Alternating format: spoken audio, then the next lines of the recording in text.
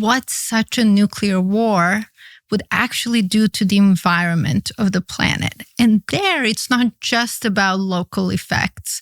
Now we get into the global effect. So back to my initial assertion that nuclear weapons sort of defy rules of time and space, the time aspect is these radiation impacts that can really the radiation contamination that can last for decades, hundreds, even thousands of years for certain radioactive isotopes.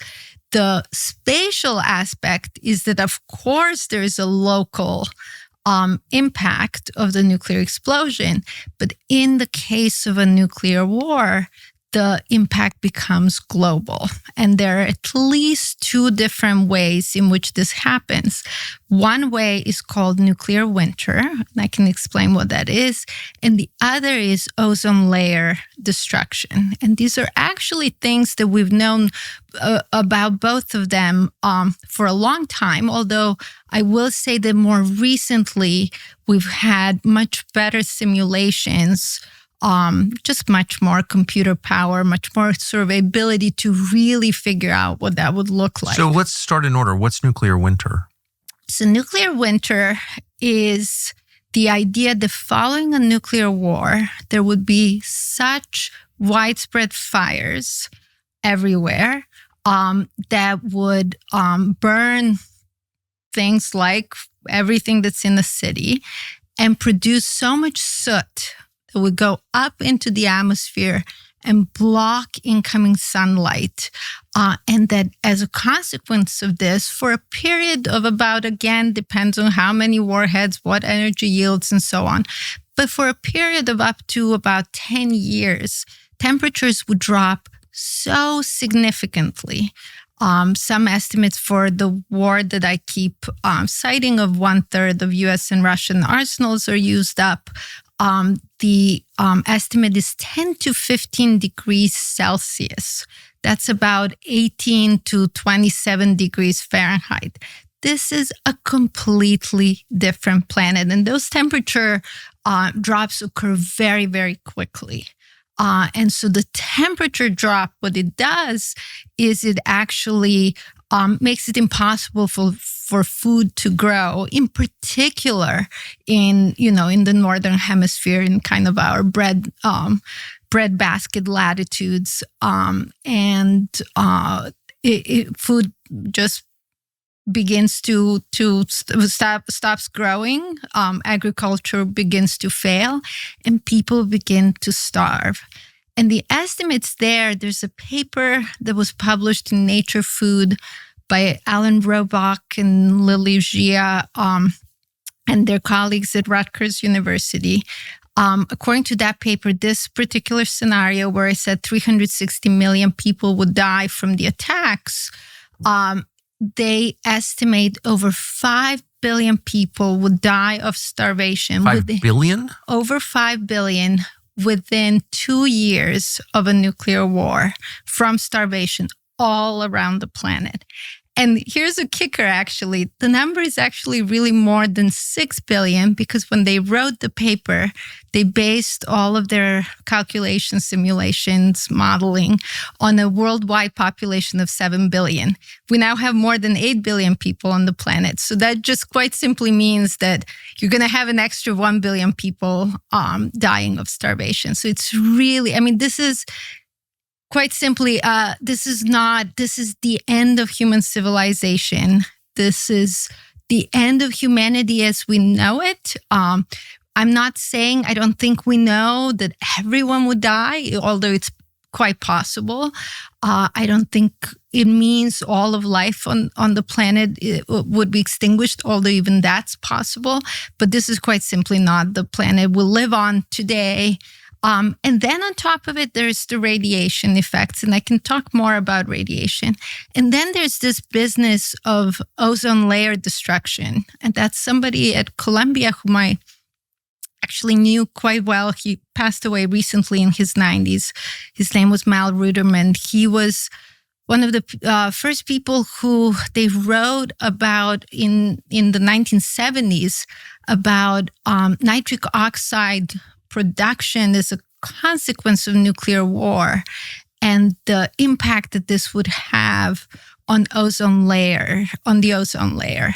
And those that kind of research has been done also more recently with the new models, simulations, and so on. Those estimates suggest that the war scenario I keep mentioning between US and Russia would result in 70% ozone layer destruction. This is not a place where you go out to sunbathe.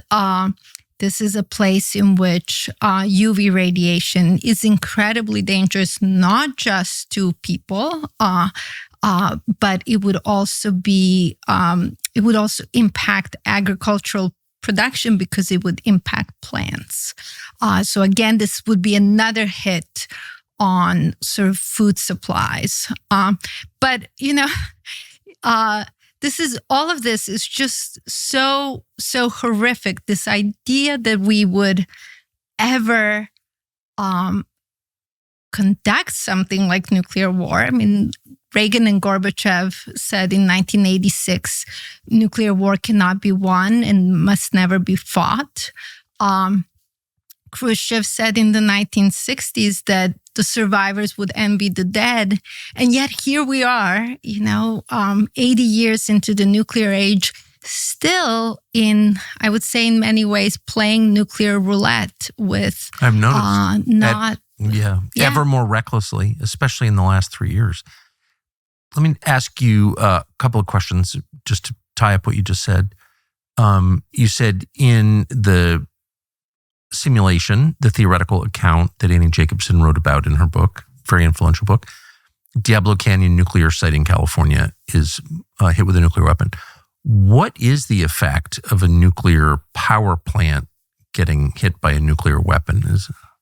That one is really, really devastating. I think with the war in Ukraine, we had sort of gotten a sense, right, that a nuclear power plant presents this very kind of special type of threat in war zones. And the war in Ukraine was actually quite simply the first war where we had active fighting in a country, active military conflict, violent conflict in a country that had nuclear power plants. That just had not been the case previously. And, there are a whole lot of things you could say about nuclear power and potential dangers, threats, and so on. But in the case of a conflict, a nuclear power plant can become a weapon in and of itself. Of course.